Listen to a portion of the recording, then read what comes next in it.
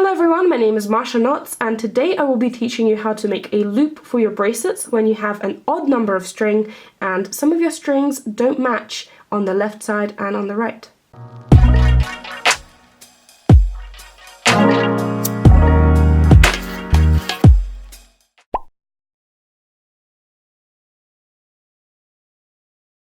So before I get into the tutorial, I do want to give a shout out to Claire, who as far as I know was the person who came up with this technique. This is actually how I learnt it myself. She did a little post on her Instagram stories, and I think it's up in her highlights right now, where she explained how to do this. And with her permission, I am making a video tutorial on it as well. So as always, I will leave the pattern that I'm using down in the description so you guys can check it out. I'm also planning on doing a video tutorial on how to make this pattern, and once that's out, there will also be linked in the description. So for this pattern, I need to get one string of each of the colors of the rainbow. So I've got 6 colors of the rainbow here, and for the other side of the bracelet, I need 3 strings of white and 3 strings of black. So if I need one string of each of these colors, how am I going to be doing the loop?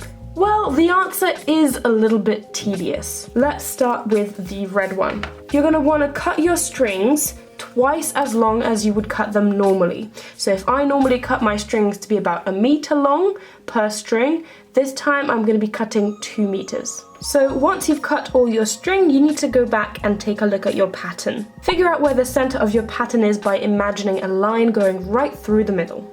By doing that, that will help you identify which of the strings, so which of the colors, should be on the left side and which of the colors should be on the right side. Now I have a red string here, this one is coming from the left side, and I need to pair it up with a string from the right side. So I'm going to grab a black string, since that is coming from the right side, and I'm going to pair these 2 strings up together right now. So this is the part where things get a little bit tedious. As far as I know, I may be wrong because I only recently learned about this technique, but as far as I know, this trick only really works with embroidery floss. That is because you need to separate your strand. Take a closer look. Embroidery thread is made up of these tiny little strands, and there's 6 strands in each thread. Now what you want to do is you want to separate the thread into 3 strands on one side and 3 strands on the other side. And you want to separate it like that, going the entire length of the string.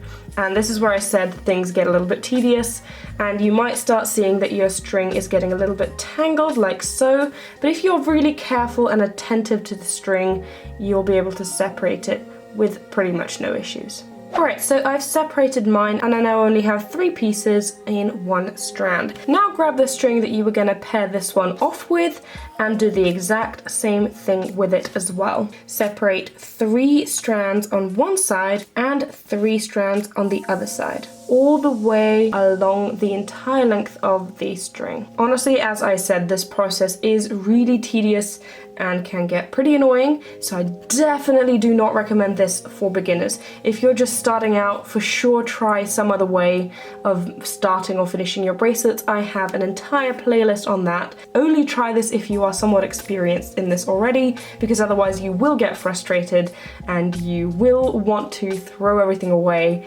and never touch it again. So I really genuinely don't recommend doing this unless you are experienced. And do the same thing with this string, folding it in half so the ends meet on one side, and then on the other side you're creating a loop. Now grabbing the first string, once again you want to put one end of this string inside the loop of the other. So putting one end of this inside this loop, pulling it through like so, and then making it meet the other end of the same red string here.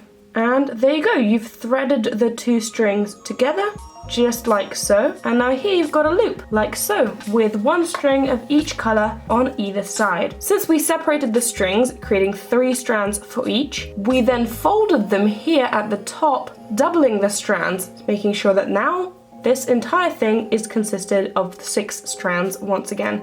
And same on this side, we separated the thread into 3 strands originally, now we folded it, making it 6 again. So these 2 strings are made up of 6 strands, just like a normal strand of embroidery thread, yet they are joined at the top here, just like so. Now you want to do this for each of the colors in your bracelet. So I've done this for the red, I need to do it for the orange, yellow, green, blue, and purple. And I want to pair it up with a string of a different color. So since I have 3 blacks and 3 whites. I'm going to be pairing the rainbow colors with either a black or a white, just so I have 3 blacks and 3 whites in the end. So I'm going to quickly do this off camera and then I'm going to return back to you. So once you've done that to all of your string and you've looped all of them through, you want to put them all together and make sure that all of the strings are on the right sides. So I've got all my rainbow colored string on one side and all of my blacks and whites on the other side, like so.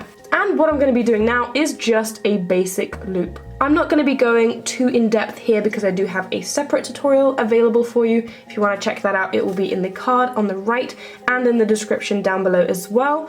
But I'm going to be doing one sort of half on this side with the black and white, and one half on this side with probably like the yellow and the red, I think. So I'm going to pin my string up like so. And I'm just going to tape it off right here in the center.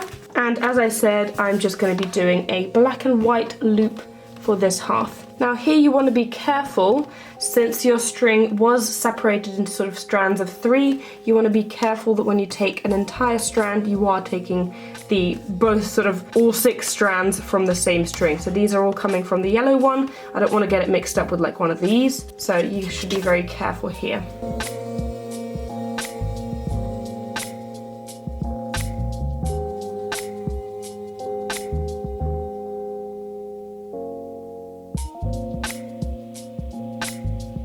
So I think I've done about half of the loop on this side. I'm now going to switch it and do the other half on the other side.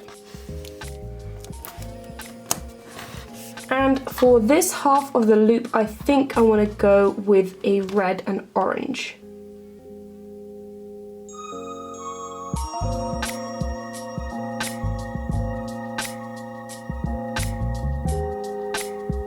And there you have it. That is how you create a loop when you've got an odd number of strings and you've got different colors of strings on either side. So on this bracelet I have a rainbow on the left and black and white on the right, and I've still managed to make a loop. Now, as I did say, this is pretty tedious and I wouldn't recommend it for beginners, and I also wouldn't recommend to do it all the time, but it is a fun technique to try if you really do want to create a loop. So before I go, I want to give a quick shout out to my patrons, especially my top supporters, who are Sunshine, Tia, Izzy, Lisa, Mads, Stephanie, Zoe, and Jane.